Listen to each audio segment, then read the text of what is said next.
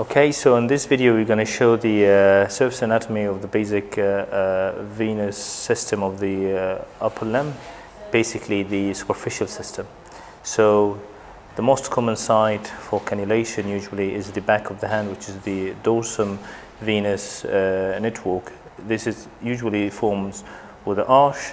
These veins here are the most commonly used. It's not very convenient for the patient to have the cannula in, but it's the best place normally because it's avoiding getting into the veins are bigger and further proximal in the arm, when then they are more useful for venous access for dialysis in patients with chronic renal disease. And at the base of the right thumb here, you see the arch continuing to the base of the right thumb, and then at this stage it starts to form the beginning of the cephalic vein. The cephalic vein runs here just behind the base of the thumb and runs on the outer aspect of the distal arm on the radius bone, and moving the hand to this position, you can feel the radial artery very close to here. The radial artery normally is deeper structure compared to the cephalic vein, but some people try to cannulate veins, superficial veins in this area, and if anyone is going to do this, you have to be very careful to avoid cannulating the artery. On the other side of the hand, there is the radial ulnar artery, which is a lot deeper and is very unlikely to be caught into a venous cannulation. On the outer aspect of the radial side of the arm, there is the cephalic vein, which is, you can see running across here.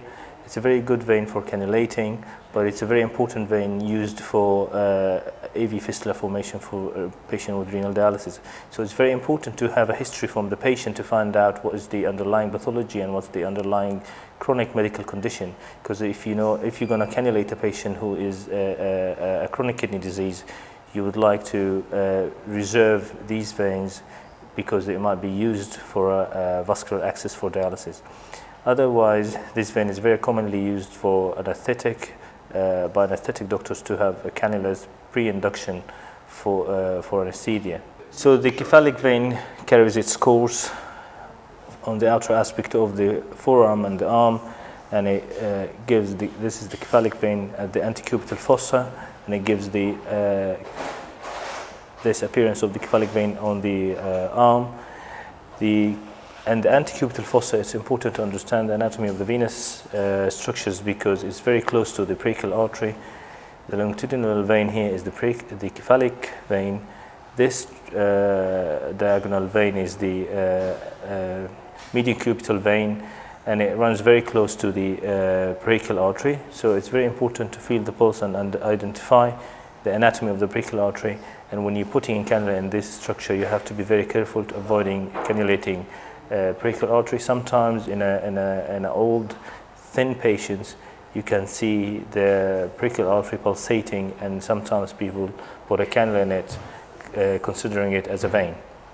On the other side of the arm, you can see the basilic vein is forming into in the forearm, and is connecting the median cubital vein. And at this stage, just before it goes into the arm, it goes in deeper to the fascia and becomes the basilic vein into the fascia, under the fascia in the arm. It's unusual to see this vein because it's deeper and it's under the fascia in this stage, and it's very commonly used for inserting of peripherally inserted central lines like PICC line, midlines, and smart lines.